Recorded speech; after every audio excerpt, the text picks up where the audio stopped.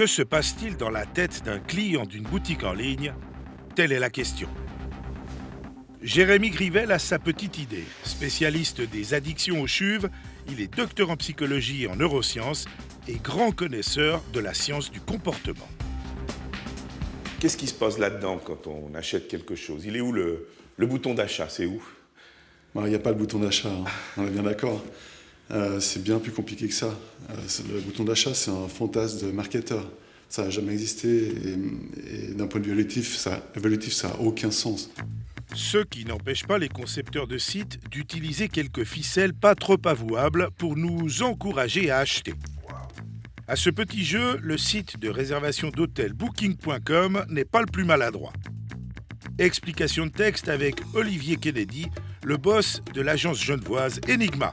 Bonjour Monsieur Kennedy. Bonjour. Ça va? Bien et vous? Alors, dans Booking, il y a quelque chose qui est vraiment fabuleux et qu'on connaît tous et qu'on a tous vécu, qui est, on est en train de regarder une chambre d'hôtel, on se dit c'est pas mal, on est en train d'hésiter, on se dit on décidera demain ou après-demain, une fois qu'on aura discuté avec les amis, s'ils viennent ou pas en vacances avec nous. Et puis là, on voit, attention, quelqu'un vient de réserver cet établissement. Et on alors se dit, mince. qu'est-ce que ça crée, ça, comme sentiment? Alors ça, ça crée le sentiment d'urgence. Alors déjà, c'est de me montrer qu'il y a 92% qui est déjà réservé. Ensuite, on va trouver... Si on prend un hôtel... Alors déjà, on a la forte demande de l'établissement et il a été réservé 2 fois au cours des 24 dernières heures. Donc déjà, je me dis attention, puis ensuite, on me rajoute attention, plus qu'un de disponible sur notre site. Le cerveau, il est 2 fois plus sensible à la perte qu'au gain.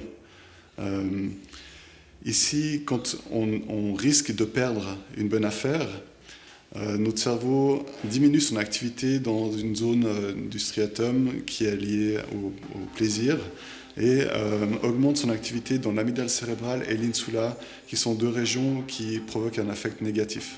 Ça arrive à tout le monde de ne pas avoir du plaisir à faire sa réservation, de devoir courir dans l'appartement chercher sa carte de crédit pour rentrer vite le code avant que la chambre disparaisse, alors qu'on ne sait pas si vraiment il y a 6 personnes en train de regarder cette même chambre. Mais est-ce que c'est pas contre-productif? Parce qu'à la limite, on pourrait se dire, mais j'en ai marre, moi.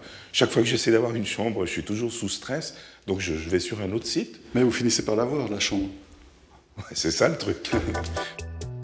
Le sentiment d'urgence. Imaginez ce que ça donnerait dans un vrai magasin. On fait tranquillement ses courses et tout d'un coup, on se rappelle qu'il faut absolument acheter, je ne sais pas moi, une bouteille de sirop. Ah, du sirop.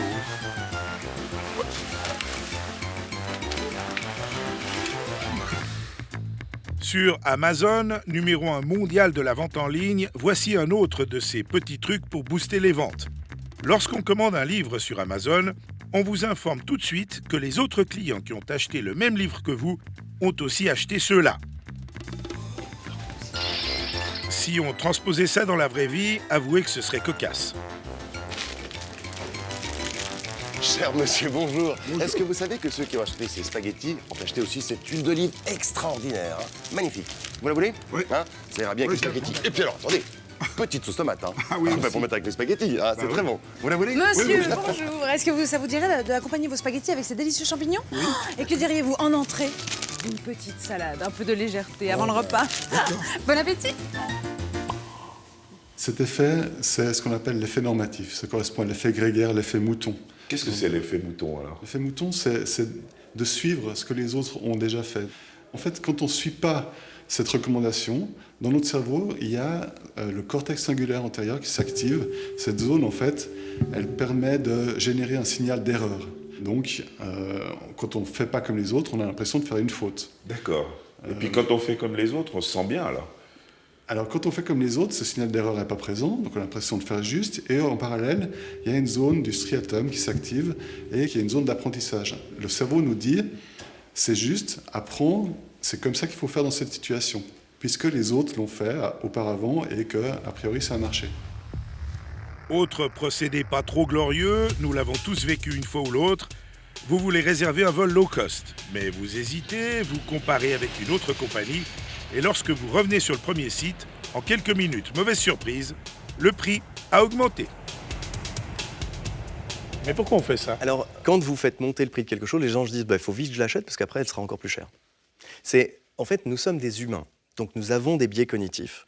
Et nous, quand on voit un prix qui monte, on se dit il faut acheter. Alors qu'en fait, quand Faut on que voit je me un prix- dépêche. Alors qu'en fait, non, peut-être qu'on est en haut. En magasin, c'est un peu comme si le prix des cornflakes prenait irrésistiblement l'ascenseur.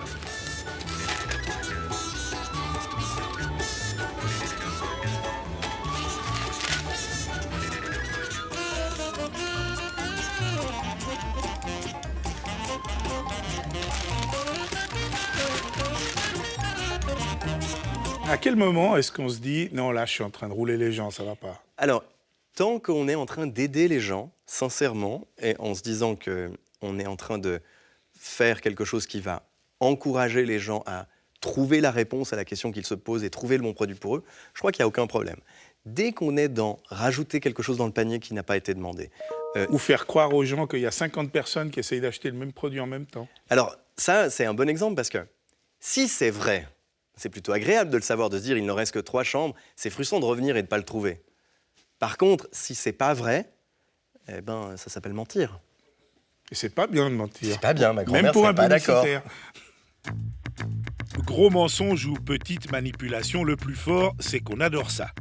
Les Suisses sont vice-champions d'Europe de l'achat en ligne, juste derrière les Britanniques. En moyenne, nous dépensons chaque année 2500 francs sur Internet. Et au total, ça fait quand même 12 milliards de francs claqués derrière nos écrans. Et ça ne cesse d'augmenter.